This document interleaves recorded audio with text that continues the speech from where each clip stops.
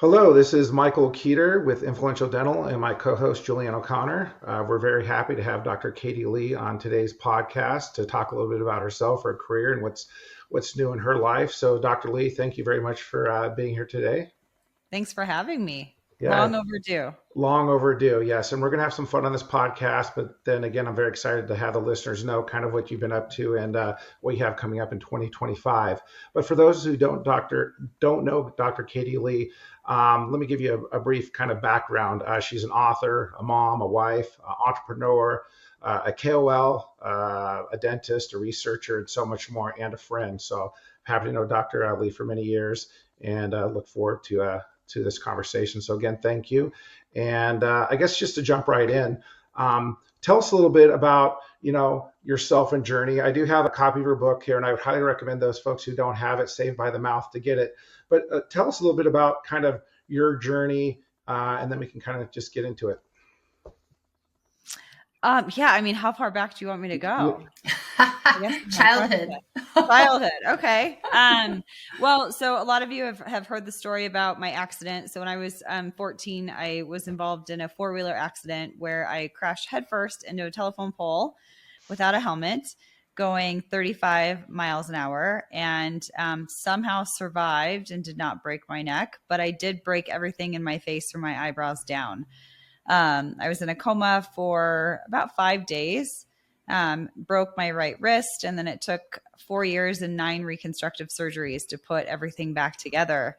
And of course, I broke a bunch of teeth, lost a bunch of teeth, and that night in the ER, the doctors wired my jaw shut. And I was like that for the next 8 weeks. And as you can imagine, having your teeth broken and dislodged and everything else, and then not being able to eat or care for your teeth, I started surviving off of ice cream, pudding, Jello, and box mashed potatoes, which is like horrendous for anyone to eat that, but let alone, if you have broken teeth and all those other issues.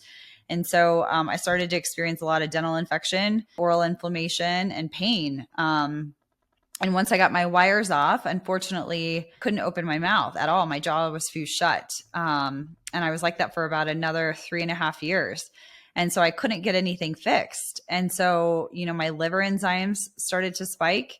My kidneys started shutting down and I became emaciated. I dropped down to under 100 pounds, which I'm like a pretty muscular person. So that I looked really sick. And so I learned at a very young age just how important your oral health is to your overall health. And so that got me into dentistry. And then, when I first started in 2010, which seems like yesterday, but when I say that, I'm kind of embarrassed. There was starting to be associations between oral health and systemic health. There was a couple papers that were coming out here and there, but no one really wanted to make a claim that yes, oral health does impact systemic health. And I started paying attention to my patients. And what I noticed was my patients who had the most oral disease also were inflicted with systemic ailments.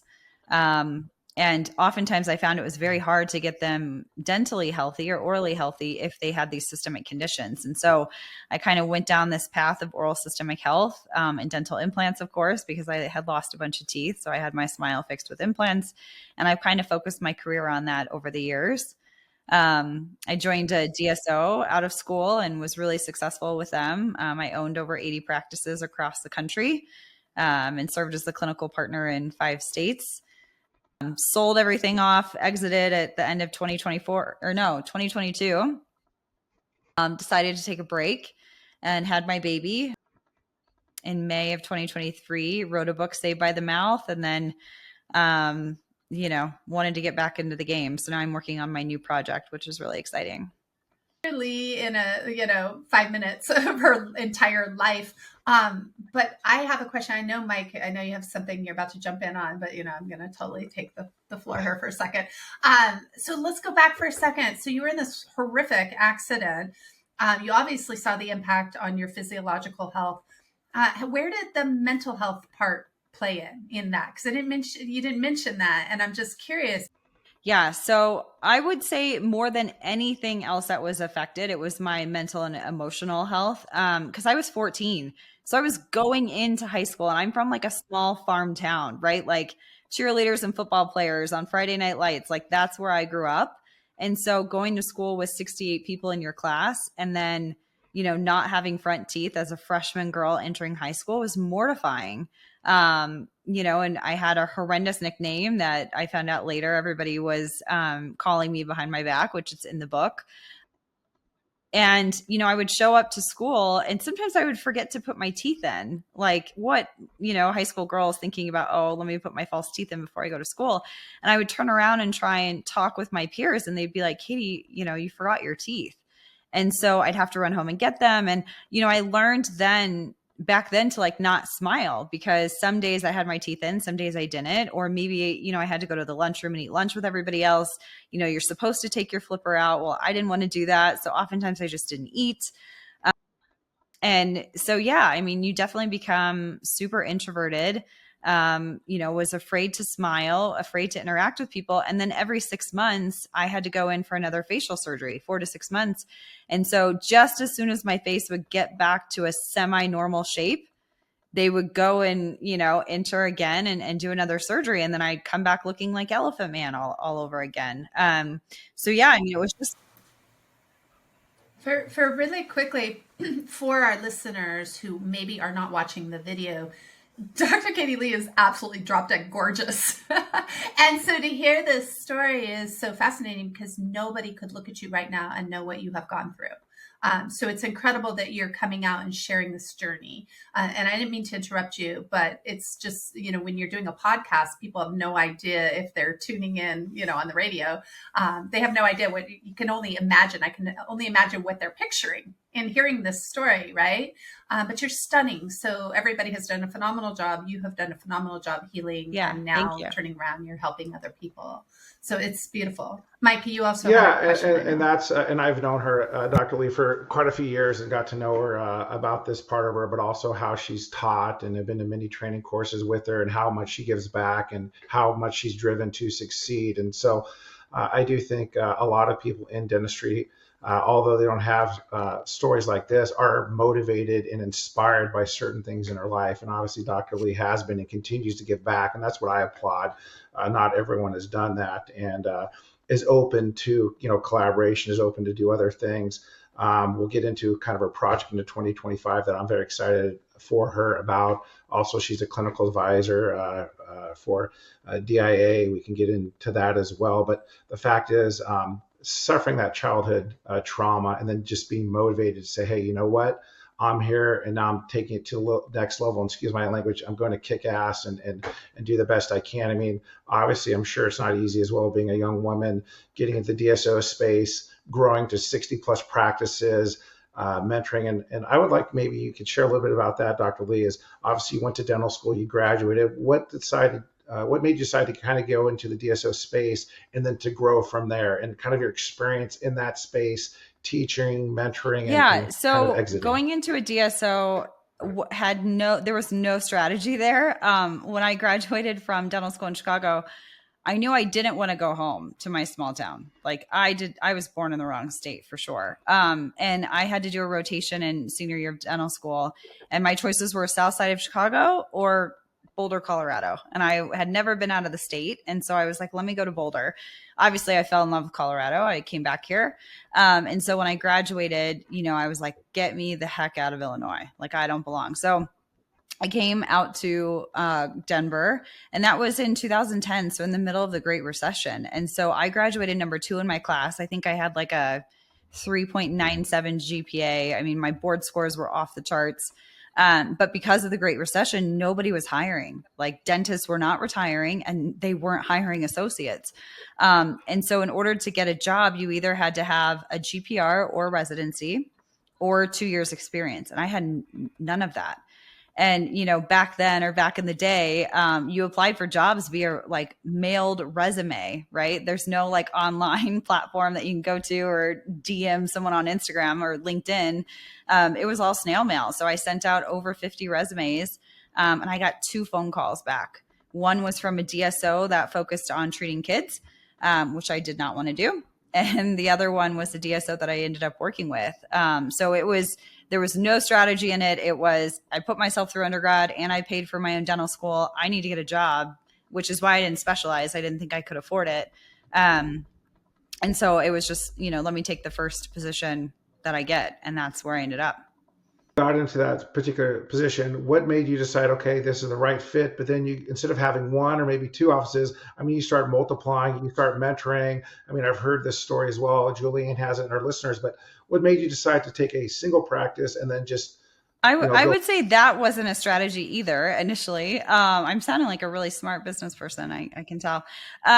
So what happened purely from that was like, I loved being a dentist. I loved it so much. I loved treating patients. I was a dental assistant throughout high school and college. So like I'd seen how a dental office was supposed to run. So I really think that experience is invaluable when you start practicing as a new clinician. Is like if you know how it's supposed to go, you can model that behavior. So that's all I did. And then because I started doing really well, also, I don't know if you heard this story, but my first day when I started at my practice, I'm there in morning huddle. And actually I was late, which I'd rather not show up than be late to something. But back then we didn't have iPhones with Google Maps, right? We had Garmin. I don't know if people remember like the days of Garmin. Well, my Illinois Garmin could not or did not work in Colorado, I think because of the mountains or something, but it wasn't working. So I plugged in the office address, which I had never been to the office before, and it sent me to someone's home address, like 30 minutes away from where I was supposed to go. And here I am trying to figure out how to get to the dental practice. And I had to stop at like all these gas stations and all these places to ask for directions because we didn't have the iPhones back then to tell us where to go. So anyway, I show up. We're in the morning huddle. I'm already mortified. I'm late on my first day. And the dentist there who was supposed to train me said, by the way, Friday is my last day.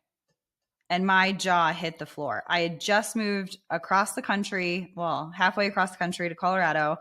I had no friends or family here. I didn't even have my license active yet. I joined this practice, so this doc could help me, and she's leaving on Friday. And I was just like, oh, this is going to be bad. This is going to be really bad. But thankfully, I think because of all my, experiences assisting, I was able to do really well. And so the company said, hey, you're doing great. Would you mind going around to these other offices in your area and trying to help those docs and teach them to do what you do?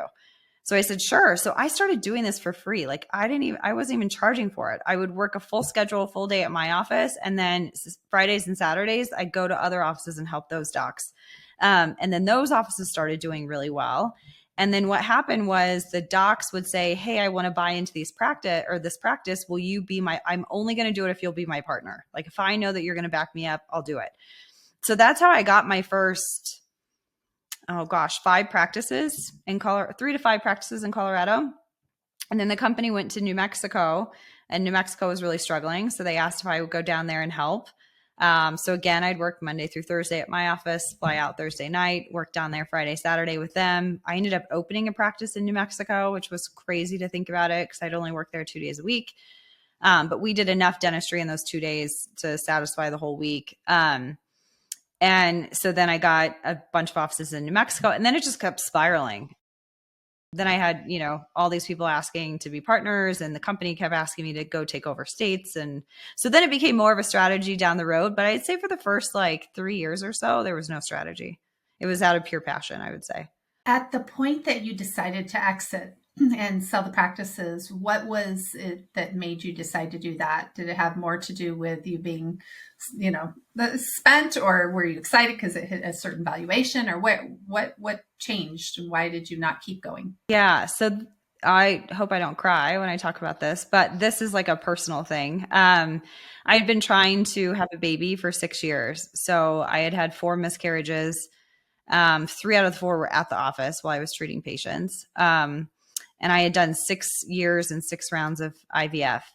And we were down on our last embryo, and we had used a surrogate to carry the last embryo, and took. And then I just remember praying, like, God, if we get to 3 months, like if we make it past the first trimester, I will quit my job and focus on this baby. And so, yeah, it was like right around Thanksgiving, we got to the 3-month mark, and I said, I'm out. And so I left. That's incredible. So that makes your child how old? He's 18 months now. 18 months. Congratulations. Yeah. That's amazing. For for those listeners who don't know, I private coach high achievers in the dental space mostly. And I hear people's journeys with IVF, and it's incredible. And so I commend you for number one, going that path and, seeing it through. And I can only imagine all the emotional stuff that comes up around all of the different situations you've gone through. Yeah.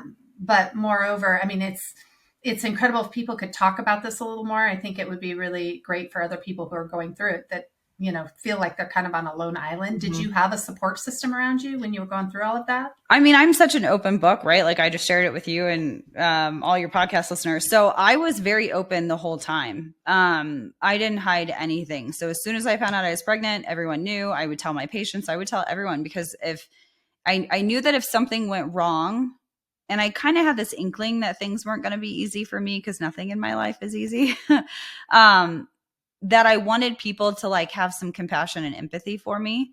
And so I just told everyone, I was straight up front and honest with everyone the whole time. And the biggest part of the exit and the reason I did it is because I had grown so big. And there was no way that I could have a baby and take care of him the way he needed to be taken care of and be flying all over the country and working, 60 hours a week. Cause I was still practicing full time.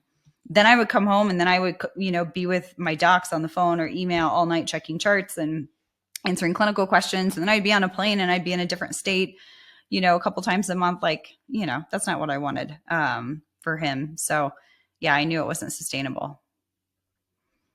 Incredible. I love it. I commend you. And even more so for actually honoring the commitment to exit at that point, because I'm sure you're still torn on some level, right? At some point.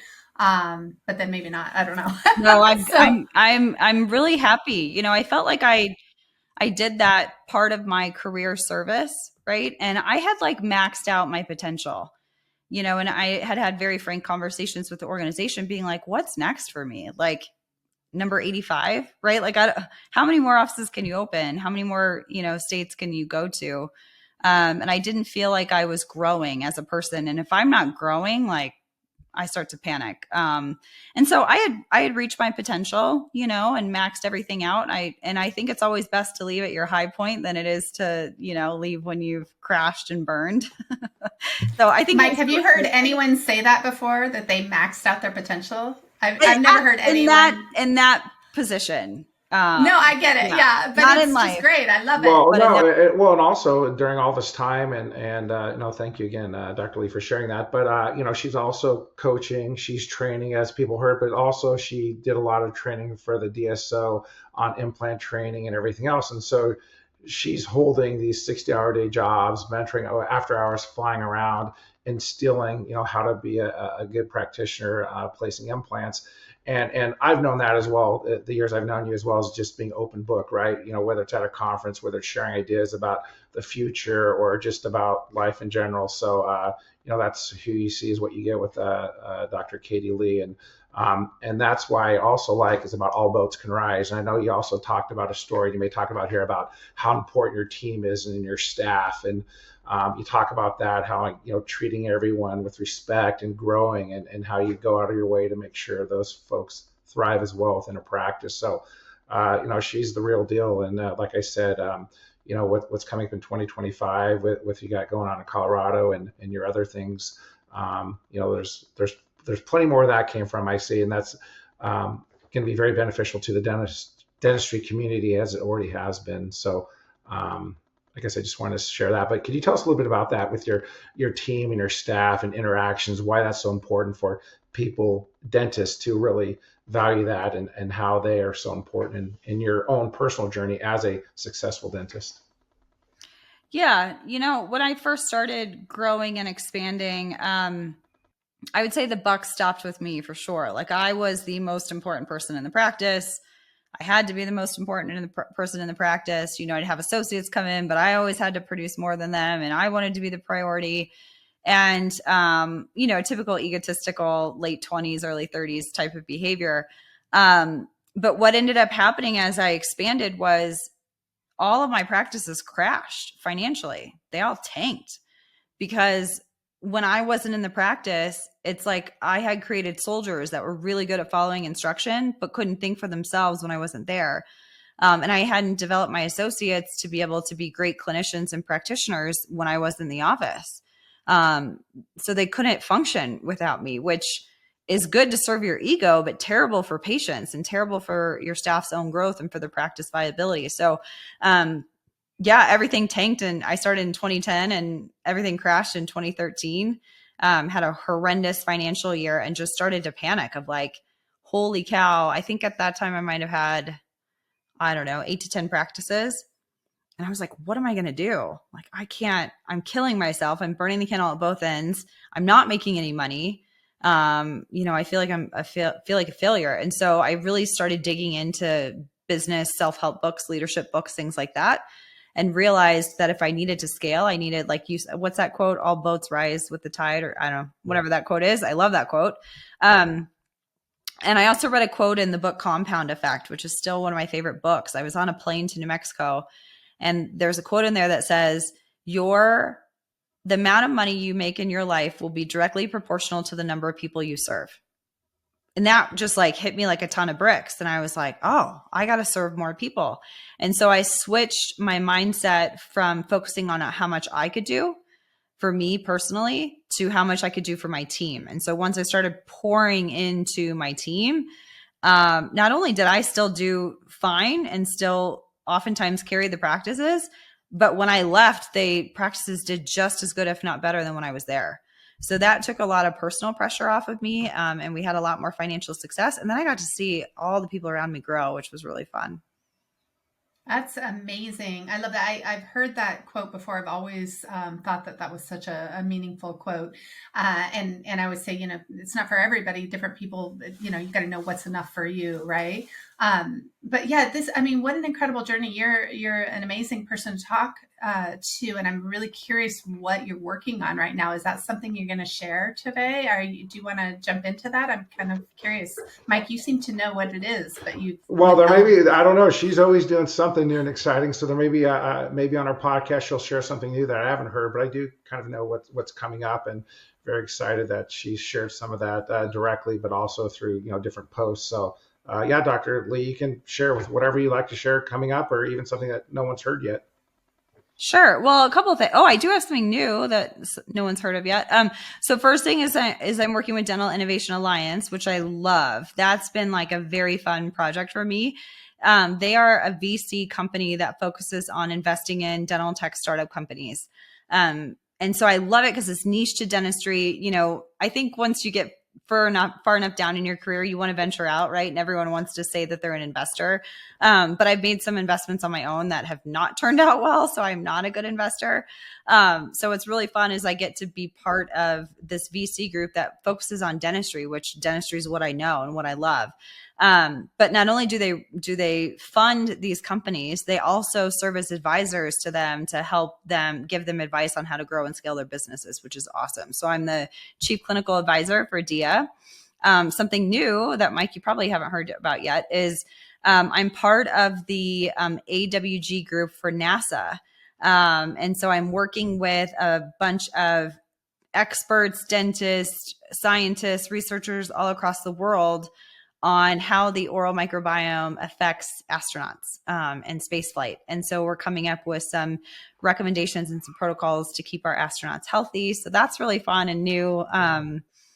Yeah, that's kind of like a kid passion project, right? And then go ahead. Were you going to say something? I was just going to say, so have you been out to NASA here in like Pasadena area? I haven't, but hopefully. Okay. It's pretty big in Europe, the AWG group. So there's some European conferences that we'll probably go to, but they actually do a lot of work in Utah, in the desert of Utah, doing some studies. So hopefully I can go out there. And then the big project is I'm building an oral systemic health wellness center in Centennial, Colorado, called the Collective Health Society. It's a 15,400 square foot building that has 3 of my own businesses in there. So I'll have a fully integrated functional dental and functional health clinic. Another business is a sleep apnea, airway, and aligner clinic. And then I have a training and education center, which I'm really excited about. And then we have about 4,700 to 5,000 other square feet that we're just going to rent out for now. I think my plate's kind of full. So maybe I'll take over that space in the future. You think? Yeah. Wow. I mean, no, so I'm curious, your secret to managing so many different businesses. You see people like Tony Robbins do it, where they have, 64 businesses or whatever the case. But how do you sort of manage holistically how you look at all of these businesses and all these moving parts and pieces? I'm just so interested to hear. Honestly, I think I'm trying to figure that out. I don't think I have it down yet. That's part of this new kind of process and chapter of my career, right, is to figure out how to be an entrepreneur, because before they were all dental practices, right? So like that's easy for me. I've already figured out how to manage dental practices. But now that I'm doing different businesses and different things, because I do consulting too, I do telehealth with microbiome testing, so now I'm doing different types of businesses. And so that's proven to be more challenging. But anytime I am faced with, I think it's fun to figure this stuff out. I think for me, a couple things. One is carving out quiet thinking organization time to where I'm not doing emails. I'm not doing podcasts. I'm not doing consulting.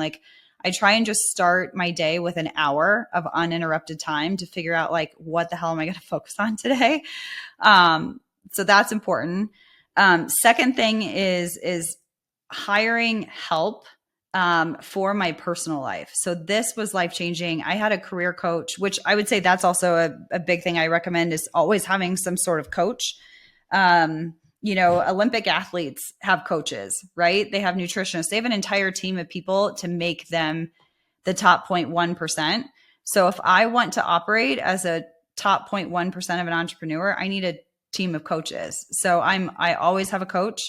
And one of my coaches told me, you need to have a team of people to help you. And so I hired a kind of like a house manager and an executive assistant to kind of offload some things too. So I try and stay in the visionary space and the networking, kind of relationship building space. And then once I figure out what needs to be done, then, that's when I have my teammates come in and try and help me. So right now it's kind of a weird time because I'm in between a lot of the team members that I typically have. And so I'm doing a lot of everything myself. But I do have an EA that is phenomenal. Oh my gosh, I couldn't work without her. Yeah, I love what you're saying. So I actually have an Olympic athlete as one of my coaching clients, believe it or not. But I also have my own coach, right? And I think that that's one of the most important pieces of advice I could give anyone, is to always have a coach. And many of the people that I coach actually have multiple coaches, so for different areas. So I think that's fabulous. I think where I struggle personally is in surrounding myself with the right team. I'm a terrible manager with my team. I can help others, but I have a really hard time really figuring out how to, plug in my own team members and how to oversee them and manage them. I always want to hire somebody that's like me, that's going to just do it and I don't have to manage them, right? But that's complicated. So any tips on that? Chief of staff. This is my new favorite role, is chief of staff. I can't wait to hire one of these. I haven't hired one yet, but I've done a lot of research into it. And one of my friends is a killer entrepreneur. She's very successful. She has an e-commerce business. And she does a lot of M&A and things like that. And so I was asking her, how do you get all of this stuff done? She said, I hired a chief of staff, because she was same. She's a doer, right? So she's just why should I tell you to do this when I can do this myself? But she has two boys that are in, competitive sports and all this stuff. So she's like, I hired a chief of staff. So my only job is to deal with this one person, and then they deal with everybody else. So that's going to be probably my first big hire when I'm able. Chief of staff. Nice. Love it. I absolutely love that. That's Mike, we got to talk about that. Okay. Fair enough. I was just thinking as well, and about the all boats shall rise, and I agree with you, Dr. Lee, as well. But I think also going into different business ventures, I think if you come at it from the right way, and I know you do, and a lot of people that I know in this industry do, and then you do more, it's coming at it from a spot of helping, serving, right? Whether it's the patients, whether it's those around you, you come out from the right space, the money, the relationships, all that will come, right? So I think that's, what's proven well in yours and will continue well, is to come at it from the vantage point of serving and then bettering the industry, or bettering patients' outcomes, especially with Saved by the Mouth. Again, I'm looking down at your book again, and a few years ago, everything was so separate, right? I mean, dentists were looked at as just purely dentists in kind of their own little field, and the medical community kind of left them alone. Now it's like, as we know, it all starts with the mouth and then goes from there. I'm interested in the time we have left is maybe get into a little bit about that on, being a dentist, strictly in dentistry, but now really getting into the biomes and, working, I'm sure, on various projects with the medical communities and with other companies doing this. The importance of that and what it truly means to have, good quality oral health.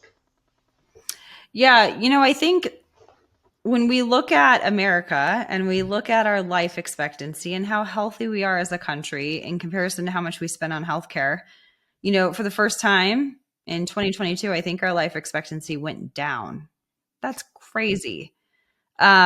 We are one of the most sickest countries in the world, yet we spend the most on healthcare. We spend more on healthcare in the last 6 months of life than we do in the entirety of a person's life combined. We're not getting any healthier, and 7 out of the 8 leading causes of death are caused by inflammation. So we used to think that it's all genetics, right? The reason why we're sick is because we have some sort of genetic mutation and our DNA is messed up, What we know now is that's actually not true. The reason why we have all these systemic ailments is because of inflammation. And when you break it down and make it that simple, it gives you a lot of clarity and a lot of hope that most of these diseases are then preventable. So if you can lessen the amount of inflammation in your body, then you lessen inflammation and you lessen your risk of getting these diseases.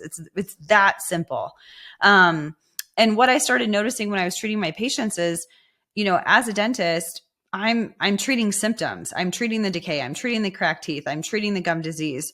And so I'm covering up symptoms, but people aren't really getting better. And when we look at gum disease, it affects half the global population, if not more. Half. That's crazy. But yet the incidence of perio is actually on the rise. It's increasing by 34%. So dentists aren't even doing a good job. Dental caries or cavities are the #1 childhood disease in the world. Like, you look at those statistics, we're doing a pretty piss poor job, I think, at making people healthier.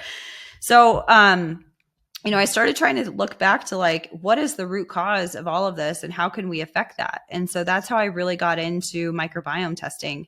Because if you know what's going on at a molecular level, oftentimes you can make better informed decisions on when to intervene, how to intervene, and how to treat. And if you render the right treatment for the right ailment, your patients will get better, which again is simple, but we've never done that in the past.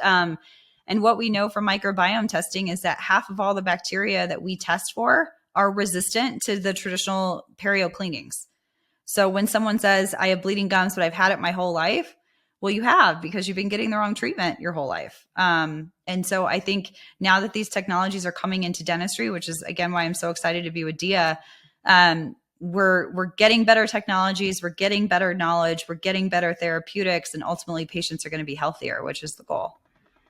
Yeah, no, it's amazing. I think just a little tough love as well helps, right? I mean, I think, we try to, baby and treat, like I said, the symptoms. At the end of the day, there has to be some self-responsibility on the patients themselves, right? I mean, you can do as much as you can, remind, but there needs to be some, wake up. So I applaud that. Julianne, you had a... Well, and that's what's nice. Sorry to interrupt you, but that's what's nice about tests. I know, being a clinician, sometimes it's really hard to talk with people because people are unpredictable and they could have had a bad morning and then they come into your practice and you tell them that they have gum disease. Now, all of a sudden you're the worst person in the world, right? And they hate you and they're yelling at you and they're blowing you up on Google, and giving you bad reviews. But with a test, which if you go to your physician, they run a gamut of tests before they even touch you, right? We never had that in dentistry. Before, it was just this relational, subjective kind of encounter where it was all based off the clinician's experience and their opinion of the day.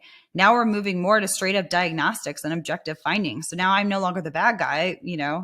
Your health is written on this paper. So if you want to be mad at the paper, you can take it home. Right. That's great. Love it. So yeah, so just for the sake of, I know we have just a little bit of time left, but just for the sake of what you have going on, is there anything else that you think, is anything we can help you with, anything that the listeners can help you with that you're working on? Are you trying to rally troops right now? Are you putting a ad out for that chief of staff right now? What else can you share with our listeners today? Or is there any great piece of advice that you can give to people who are in your shoes trying to build businesses like you're doing? I would say in terms of advice is try not to reinvent the wheel. I think I'm a big proponent of that. If you see someone doing something successful, call them and have a conversation and ask what it is that they're doing.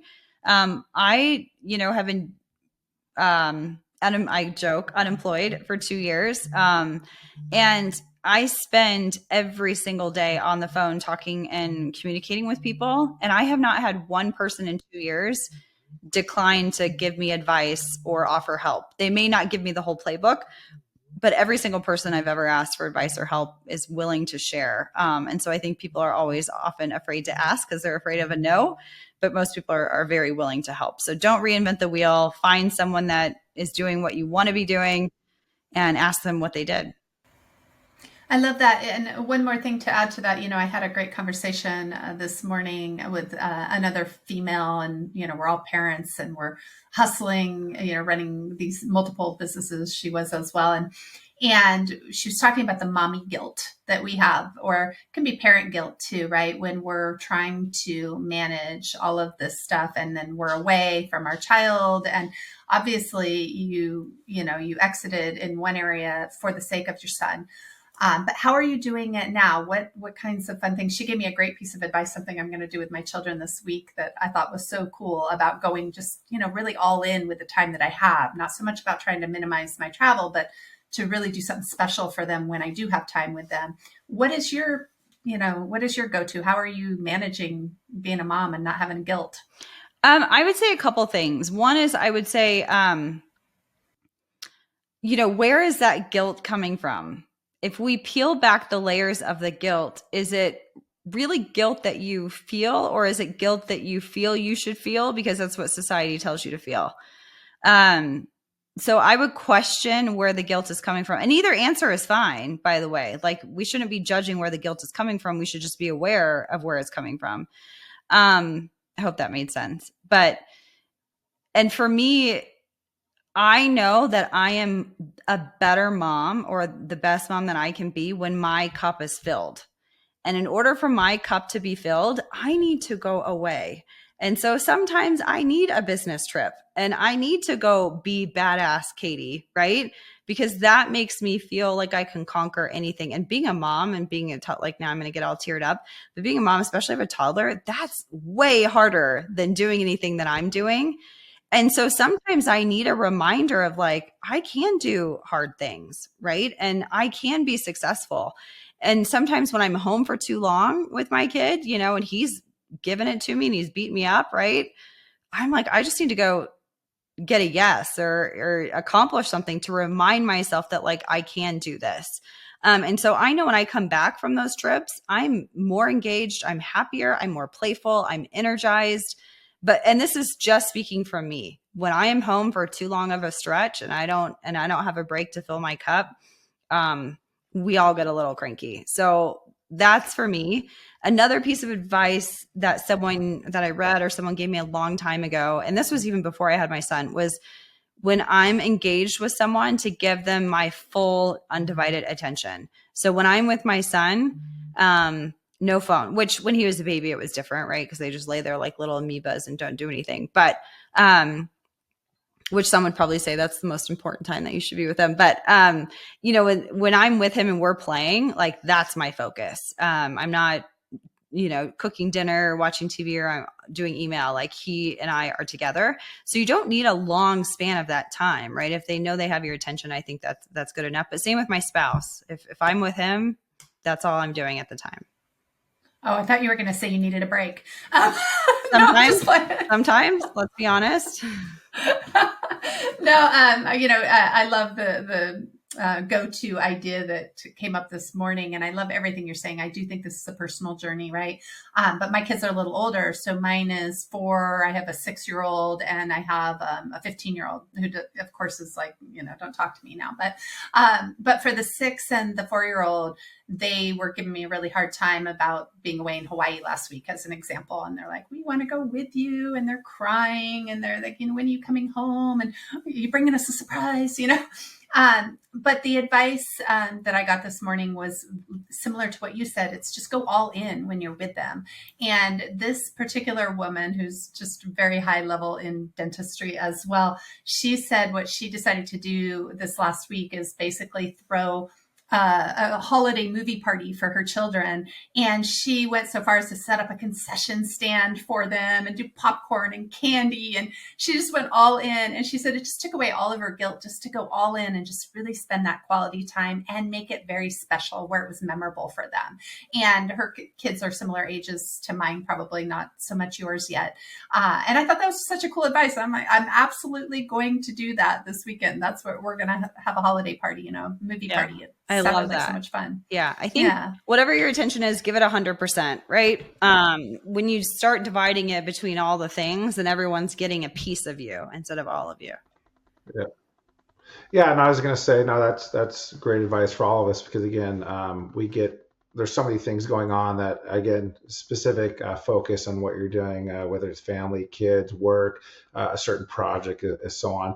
And that's one thing, since obviously you two just met for the first time today, I want to kind of throw that out in the universe. Obviously, there's some similarities on coaching in your circles, Julianne and Dr. Lee. I would love to see you guys connect more and maybe work on some projects, and maybe the three of us. I'll just put that out in the universe to look at doing that. And always appreciate talking with you, Dr. Lee, and getting you on this podcast. Hopefully sooner than later, we'll be able to enjoy a beverage at one of our meetings coming up in the new year, and very much looking forward to your training center in Colorado. I think that's phenomenal, in the way you've laid it out, to have the different parts of it and the different companies and the space for training education. So I'm sure our paths will cross a little bit more in that arena. But again, thank you very much for being on here. I'm enjoying your book and sharing that. And any way that we can be, myself or Julianne or the Influential Dental Podcast can be for you, let us know. And we'd love to have you back on.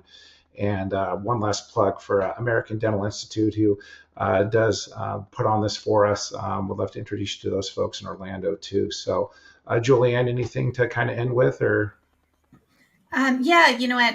If you want to follow me on social, it's at Spelling It. That's just like it sounds, Spelling It. And on Instagram, that is anyway. And also American Dental Institute at americaninstitute.com. And Dr. Katie Lee, where can people find you and see what you're doing? Best places to find me are Instagram. So Katie Lee DDS, and then my website, katieleedds.com. I am horrible on LinkedIn, which you guys know, or you two know. Mike is always texting me, have you checked your LinkedIn yet? So please don't message me on there, because chances I'll get back to you in about 8 months.